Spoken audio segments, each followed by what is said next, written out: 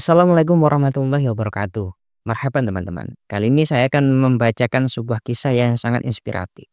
Kisah yang membuat kita mau berpikir terkait finansial, terkait masa depan, terkait kehidupan. Jika kita menelaah kisah ini lebih dalam, jika kita mencermati dengan sudut pandang yang luas, kita akan memiliki pikiran yang lebih terbuka terkait finansial. Seperti apa kisahnya? Mari simak ulasan berikut sampai selesai. Ada seorang manajer yang memiliki gaji 100 juta per bulan, tengah berdiri di tepi pantai dan memandang ke arah laut. Ketika seorang nelayan merapatkan perahunya, manajer itu bertanya, "Berapa lama waktu yang Anda habiskan untuk menangkap ikan sebanyak ini?" "Tidak lama, cukup 5 jam, jawab si nelayan. "Mengapa tidak pergi lebih lama lagi dan menangkap lebih banyak lagi?" "Ini sudah cukup banyak buat keluargaku," kata si nelayan. "Apa yang Anda lakukan di luar menangkap ikan?" "Bermain dengan anak-anakku, tidur siang, makan siang bersama keluargaku, mengantar jemput anak ke sekolah, mengaji, ngobrol dengan teman-temanku. Ya, hidup yang begitu yang ku nikmati," kata si nelayan.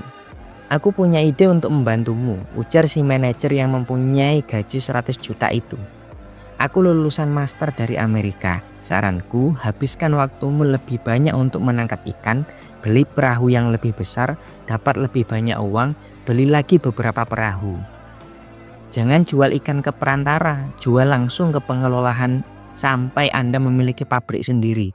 Kendalikan produk, distribusi dan produksinya. Setelah itu Anda pindah ke kota besar, kemudian ke luar negeri untuk mengembangkan usaha ini." "Menarik, tapi berapa lama waktu yang saya butuhkan supaya aku bisa seperti itu?" tanya si nelayan mulai tertarik. 15 tahun lah paling cepat, 20 tahun paling lambat, jawab si manajer dengan gaji 100 juta itu. "Setelah itu apa, Pak?" tanya si nelayan. "Inilah bagian yang paling menarik. Anda bisa menjual saham perusahaan di bursa dan menghasilkan uang miliaran," ujar manajer dengan gaji 100 juta itu.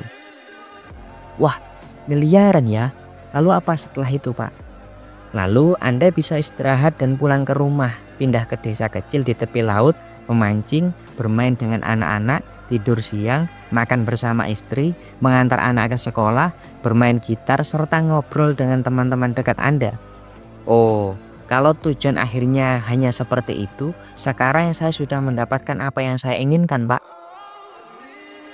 Kalau menunggu 20 tahun lagi, anak-anak saya sudah besar. Jadi nggak mungkin lagi saya bermain dan mengantar mereka ke sekolah," sahut si nelayan sambil meninggalkan manajer gaji 100 juta yang kebingungan itu.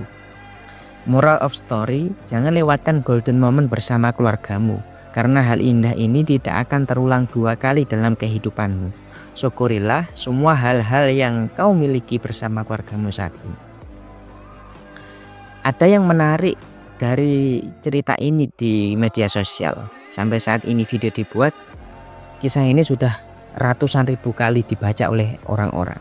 Dan komentar dari orang-orang membuat kita memiliki sudut pandang yang berbeda mengenai kehidupan, mengenai finansial. Kita baca saja ya. "Kasihan anak-anak si nelayan. Andai saja bapaknya menerima saran si manajer dan belajar investasi, mungkin anak-anaknya sudah diwarisi perusahaan." Ini mah cerita Alexander the Great. Ketemu filsuf yang bikin dia terinspirasi dan jadi pengikut tuh filsuf.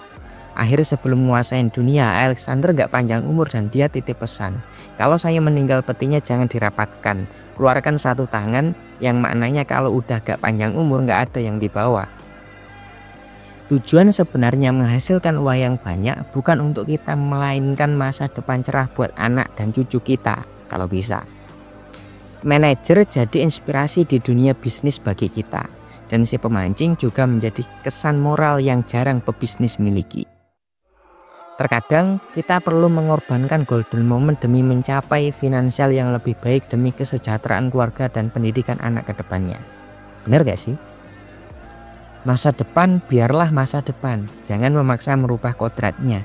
Nikmati apapun bentuk waktu bersama keluarga yang kalian cintai. Karena hal seperti itu mahal, uang triliunan pun gak akan cukup.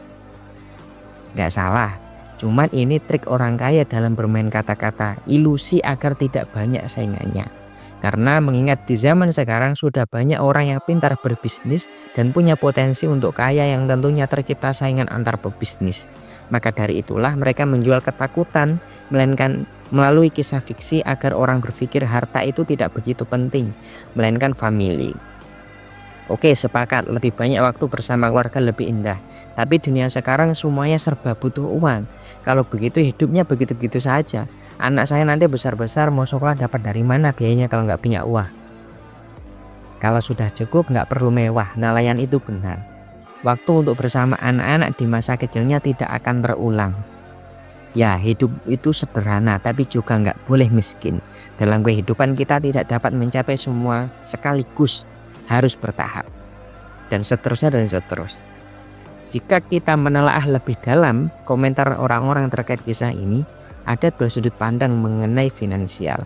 Yang pertama menganggap bahwa orang ini setuju dengan si manajer bahwa uang itu penting buat kehidupan. Uang itu atau harta itu penting untuk masa depan.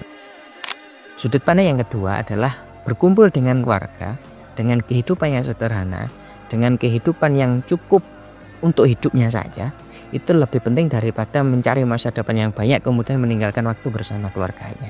Sehingga dua sudut pandang ini menjadi pilihan buat kita. Kita sebagai manusia itu tentunya memiliki pilihan. Hidup itu pilihan. Kita boleh memilih sebagai orang kaya dengan mengorbankan waktu lebih banyak tidak bersama keluarga kita.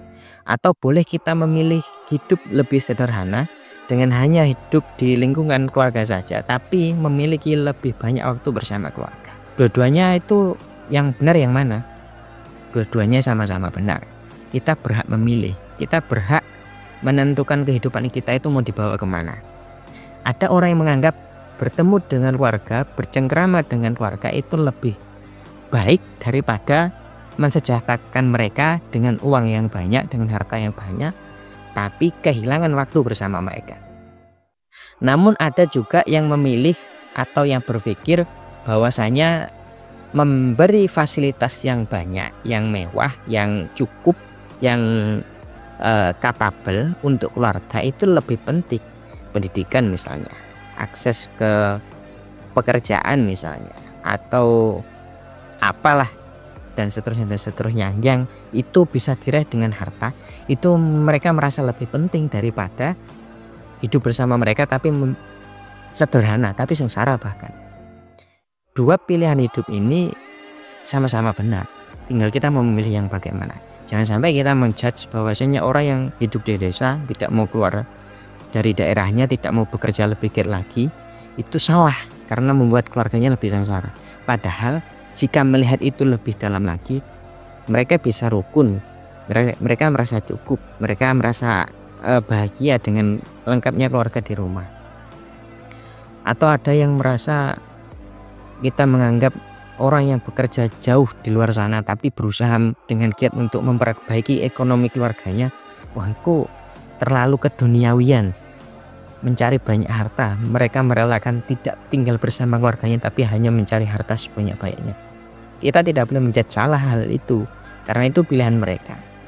Jadi sekali lagi hidup itu pilihan, kita tinggal memilih hidup yang mana. Jangan sampai kita memilih hidup yang demikian kemudian menyalahkan orang yang memilih hidup yang berbeda dengan kita. Jangan sampai seperti itu. Begitu teman-teman, semoga menginspirasi. Kurang lebihnya mohon maaf. Wassalamualaikum warahmatullahi wabarakatuh.